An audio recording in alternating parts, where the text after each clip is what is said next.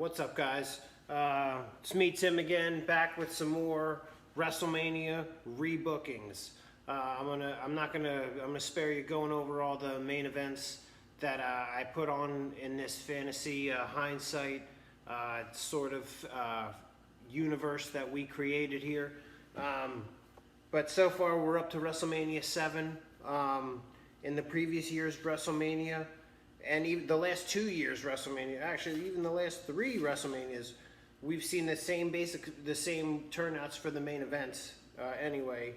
So this one is though we're gonna see a different. I basically booked a different ending. How I would have moved it around a little bit. You'll see, and then bring back that classic tag team main event that we're so used to in the earlier WrestleManias if you were watching the previous video. So let's get things started in the WrestleMania rebookings. Okay, first off, in the opening match, maybe even in the dark match, I got Jimmy Superfly Snuka defeating the Brooklyn Brawler. Jimmy Superfly Snuka was a huge star, in the 80s, and comparable, even they said, the number 2 babyface under Hulk Hogan maybe at sometimes.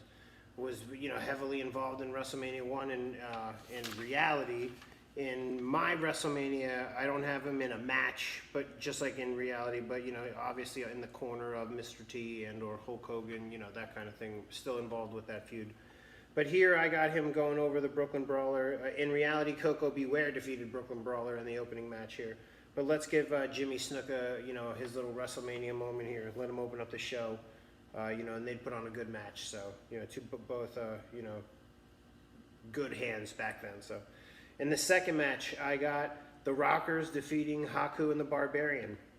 That happened in real life in the second match. I would keep it exactly the same. They got 10 minutes, over 10 minutes. That was basically, this was the Rockers' big WrestleMania moment. And I keep it just the same. Again, if you were paying attention, I always put the Rockers over. I had them going over basically on all the other WrestleManias that they were involved in here, so because I'm a huge fan of theirs. So in the next match, in my booking, I have the Warlord defeating Tito Santana. Now in reality, British Bulldog and Warlord had their match, which is a really good match as far as like 2 big muscly bodybuilder looking guys. A lot of people like that match. And Tito Santana, I had, in reality, he gets basically squashed by the Mountie in the match right before the main event. So if Jimmy Snuka is going to get, if Tito Santana is going to get squashed, I figured let's do it against the Warlord, a bigger guy, a bulkier guy. This way I can use the Bulldog later on. You'll see that, in my next match here. But Warlord, give him a nice rub. Both guys get a good match. Tito can probably flip-flop and fly for him. Warlord still looks like a monster. In my next match now here, this is a change that I did. Another change. I have the Texas Tornado and the British Bulldog as the tag team defeating Earthquake and Dino Bravo. I don't know. I think Texas Tornado and the Bulldog could have worked out as a cool tag team. They both had similar, body shapes and stuff like that. Again, Texas Tornado. Now in reality, Texas Tornado beats Dino Bravo in a singles match. So boom, those guys are already working together. And the Texas Tornado, in reality, Texas Tornado, let's see, I forget what he did. Oh yes, Texas Tornado beats Dino Bravo, and Bulldog, like we said, beats the Warlord. And Earthquake has a squash match as well. He beats Greg Valentine in 3 minutes. So I figured Dino Bravo and Earthquake, they had their, they were together when they first came in. Both, they portrayed French dudes and stuff. So you can still make them a tag team. Again, you got all 4 of those dudes are big giant dudes. I think if they would have put, they probably could have worked a storyline together. Maybe Bulldog has a feud with those guys leading up to WrestleMania. Those 2 gang up on them, and maybe Tornado helps out, or something like that. In my next match, I have Undertaker defeating Koko Ware. Undertaker defeated Jimmy Snuka at this pay-per-view, and this was his debut WrestleMania. This is the first WrestleMania that he comes out. He beats Jimmy Snuka in 4 minutes. In reality, this, I was figuring that they could put Koko Beware, because he beats Koko Beware, I think at that, I think the Survivor Series where the Undertaker, it must have been the Survivor Series where the Undertaker debuted, was right before this, and he like really spikes Koko Beware down in a pretty stiff tombstone. So, you know, they could have booked it, you know, here it is, they could show replays of just Undertaker almost killing Koko at Survivor Series. And now here they go. And again, they could still make it a 4-minute match, but instead of Undertaker squishing Snuka, you know, again, we use Snuka with Brawler to go over, giving him a little bit of a rub, and we'll still have Koko, you know, now, unfortunately, we have Koko getting squashed. In my next match, now here's a controversial one too. I have Power and Glory defeating the Hart Foundation for the world title, for the tag team titles.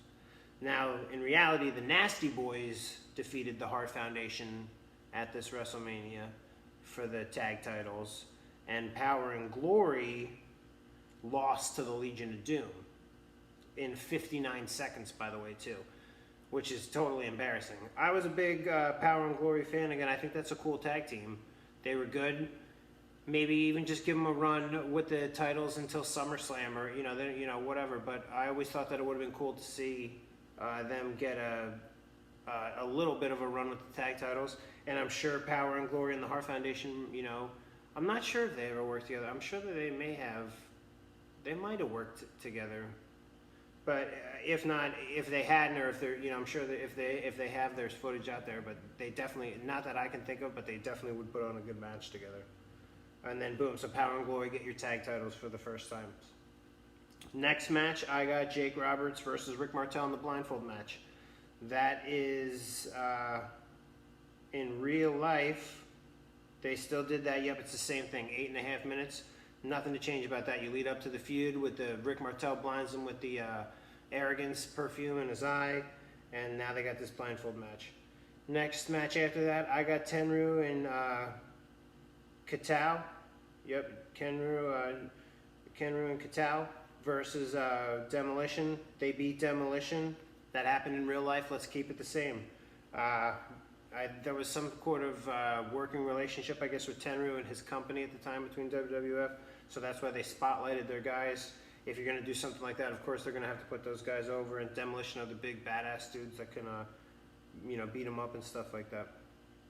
All right, in my next match, now another change I got. I have the Big Boss Man defeating Mr. Perfect for the Intercontinental title. In reality, the Big Boss Man defeated Mr. Perfect. It was for the Intercontinental title in the match, but he defeats him by disqualification. So it's, you know, it's almost an 11-minute match. He wins disqualification, doesn't get the title. Mr. Perfect keeps the title. Here, I would put the title on Bossman. They didn't really put any titles on Bossman until he came back in the late 90s, you know, and even then it was mainly like hardcore titles and tag titles and stuff. Let's put the Intercontinental title on the Big Bossman, you know, for this. And I get it, a lot of times they had to keep it where, excuse me, if, you know, the world champ is a face, they had the Intercontinental champion as a heel, or vice versa. You know, not all the time, but they did that a lot. So maybe they wouldn't have wanted to have two faces as champions. But again, just me being fantasy booking, and it's my fantasy, I would put the Intercontinental title on the Boss Man. Why not? It's a big stage like that at WrestleMania. He goes over. He was very popular. Boom, there you go. My next match, I have LOD defeats the Nasty Boys. Now, like I said before, in reality, the Nasty Boys won the tag title at this WrestleMania by beating the Hart Foundation, and LOD beat Power and Glory in 59 seconds. Here, just have LOD and the Nasty Boys go at it. You know they would put on a good match. Those guys always put on good matches when they work together. They probably work together all over the world, all over the country at least. Have them go out and have another barn burner. Boom, they beat the crap out of each other. Nasty Boys, you know, lose, get the big doomsday device. 1, 2, 3. Next up on the card, I got Virgil defeating Ted DiBiase. That happened in real life. Let's keep it the same. Again, those guys were had a great build up to that feud, and you know it took so long for Virgil finally to get sick and tired of DiBiase's stuff, and then he did, and then you know they have their big match here at WrestleMania, and Virgil goes over. Virgil gets his big WrestleMania moment. Let's keep that the same. In my second to last match now, I have the Mountie beats Greg Valentine in that popcorn match, let me up spot. Again, they could go a minute and a half. Like the Mountie beats Tito Santana in reality here. And if they're going to squash Greg Valentine anyway, they squashed him with Earthquake in reality. Just have the Mountie do that, you know, and then Mountie can start maybe working a program with the big Bossman as the Intercontinental Championship, you know. And then down the line, even like if Power and Glory win the tag titles, maybe now Power and Glory and the Rockers feud for the tag titles. Maybe down the line, Power, you know, and then the Rockers don't win the tag titles, and that's what causes the breakup or something like that. And then my final match now here's another change I got. In the main event, I have Hulk Hogan teaming up with the Ultimate Warrior to take on the team of Sergeant Slaughter and Randy Macho Man Savage. Now again, in reality, obviously Hogan defeated Slaughter for the world title in the main event. Ultimate Warrior defeated Randy Savage in the retirement match, 20 minutes, a 20-minute Ultimate Warrior match. And again, in my fantasy thing here, I love combining those big supercard main event tag team matches, you know. Maybe defend the world title the week after, the week before WrestleMania, if you're not having a big main event, one-on-one world title match, have some big event the week prior, the month prior, or after, or something like that, where it's a big event because we know we're not defending the world title at Mania. This is our big title defense or something like that.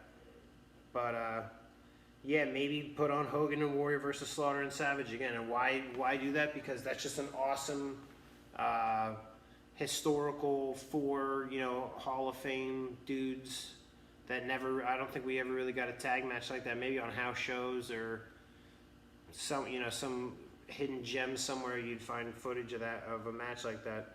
But I always thought that was cool. And then if you look back again through the years on my historical tag teams for WrestleMania events, you got Hulk Hogan teaming with Andre. You got Hulk Hogan teaming with Piper. You got Hulk Hogan now teaming with the Ultimate Warrior. You know, there could just be, you know, that's like a cool tradition, you know, who knows. All right, now next up that was WrestleMania 7. I'm going to do WrestleMania 8 too. Might as well do WrestleMania 8 while we still got a couple of minutes left here.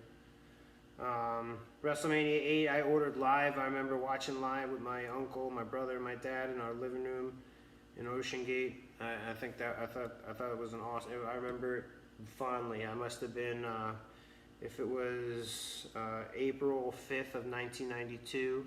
That means I was just about to turn 7 years old. Wow, that's wow. Yeah, I turned 7 in May of 92. So let's see here. Okay, so WrestleMania 8, here we go.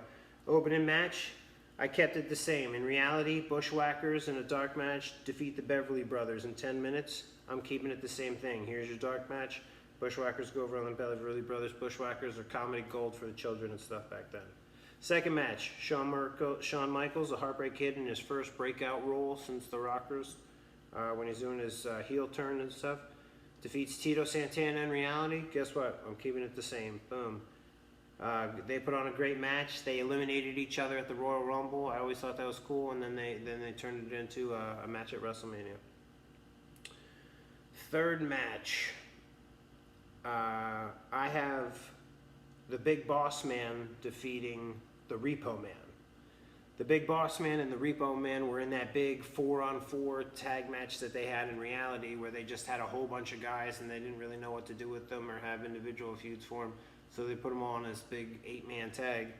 But I would put Boss Man versus Repo Man. Boss Man wins. Again, Boss Man had just won the Intercontinental title at the previous year's WrestleMania.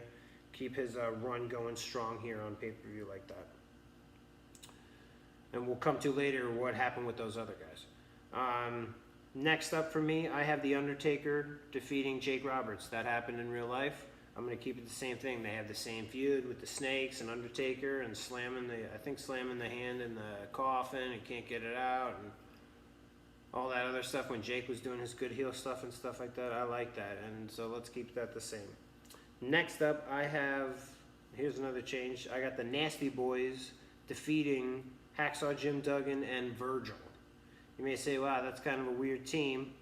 But again, if they weren't going to do anything with these guys anyway, which they basically just slapped them all together in an 8-man, you have the Nasty Boys kind of get their win back from the previous year. They lost to LOD, like I was talking about in WrestleMania 7. So here they are, WrestleMania 8, still getting some steam back, still good contenders on pay-per-view and stuff like that, main event tag team type dudes.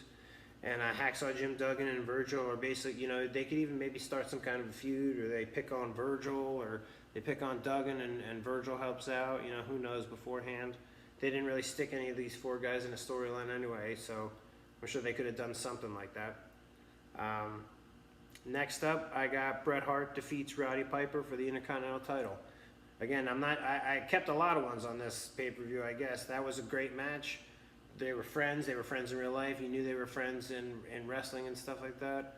They were both Canadian and stuff. I think they trained together when they were younger. Great match in reality. It would be a great match here. Intercontinental title, boom. That's good stuff. Next up, I have Sergeant Slaughter defeating the Mountie. So again, these were 2 dudes that were in that big 8-man. I just sort of split that up a little bit more. Sergeant Slaughter now gets his win back again. He just lost in the main event last year. Now he's a face again. He's got a face turn. Slaughter and the Mountie. Mountie's like a cop. You know, Mountie and Bossman sort of had that feud. Now Slaughter and him can have it. You know, they're both like countrymen type, you know, whatever. They could have a flag match or, you know, something like that. Who knows? My next match, Tatanka versus Rick Martel. Happened in reality. I'm going to keep it the same. Same thing. Martel steals his feather, starts wearing it around in, like an accessory and stuff like that. I think that's cool. That was a good feud. Keep it the same thing. My next match, I got Natural Disasters defeating Money Incorporated for the tag titles. In reality, they won by countout. Schmaz finish. You know, not a great thing to send people home on a pay-per-view. And they did that in reality, though, and the Natural Disasters don't get the tag titles. In reality, I would have the title switch. You know why? Because it's WrestleMania. It's a big pay-per-view, the biggest pay-per-view of the year. People want to see a title switch. People want to see that big moment. And again, in reality, look at the size of Typhoon and Earthquake versus the size of Erwin R. Scheister and Ted DiBiase. Those dudes would have crushed them. So they win the titles there. Big happy moment. Second to last match, I got Owen Hart versus Skinner. That happened in real life, a minute 36. Okay, maybe give him a couple more minutes like that. I know Skinner, Steve Kern, I guess, or whatever. He was a good hand. Give him a couple more minutes. Yeah, same thing, though. You know, that sort of let me up, but also, like, they probably would have put on a nice, tight match. They did the best they could with a minute and a half. But, you know, maybe give them a couple more minutes. Now, here's my big, guess what? Another tag team main event. Craziness. Superstar, All-Star, Hall of Fame main event. Everybody went crazy with, oh, it should have been Hogan versus Flair, but instead we got Hogan versus Sid, and now Savage wins the title again from Flair with a roll-up and stuff like that, blah, blah, blah. Here's my main event. Guess what? Hulk Hogan, Randy Macho Man Savage as a team versus and defeating Sid, Justice, and Ric Flair. You have another big giant tag team. You promoted as WrestleMania, the night of the biggest tag team match you could make in the history.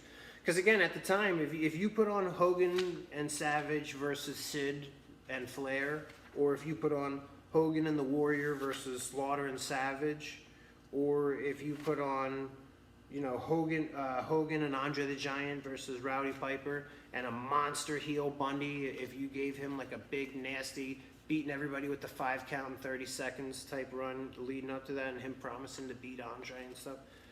Those are big tag team matches. You could say this is the night of the all-star main event tag team match you know you're going to see. And you got Hulk Hogan and Randy Macho Man Savage now for the first time in WrestleMania history. Again, they had wrestled each other in my fantasy WrestleMania 5 main event, just like in real life. And Hogan had helped Macho win the tournament in 4, just like in real life. But here they are now as a team. And you could still have Flair have had the title either the week or the month before, or the week or month or after. Maybe that's when he loses it to Savage on more of a house show. Because again, Savage versus Ric Flair, that's a good feud, and they did the best of it with the Liz thing and stuff. But that's a match you want to see more on a house show or something like that. You know, that's more you want to see it live everybody wanted to see Flair versus Hogan, and when you didn't get that, it was sort of a letdown anyway. Everybody was like, oh, well, it doesn't matter what it's going to be. I'm going to be let down anyway because it's not Hogan and Flair. So Hogan and Savage, again, they could add some cool name for their team. Flair and Sid, they could have put it, you know, they could have put it all behind the Rumble behind them and said, like, look, Flair said, like, I tell you what, we're gonna, if we win, I'll give you the first shot at the title, you know, that kind of thing. And then they don't win, and then Savage gets the shot anyway. You know, I thought that would have been good. So again, take these ideas and stuff like that, and do what you will with them. Comment below if you think they're garbage, or if you have any other better ideas or tweaks to what I have, or if you disagree with what I said and you think that that those are good ideas, give me a shout or something like that. And I'm going to try to do a couple more of these at least, I guess, or whatever. I think I have up to WrestleMania 9. So yeah, maybe I'll do one more with WrestleMania 9 and 10. I'll do, you know, I'll redo WrestleMania 10, and then that'll, you know, maybe be it. All right, take care. Have a good night. Watch some wrestling.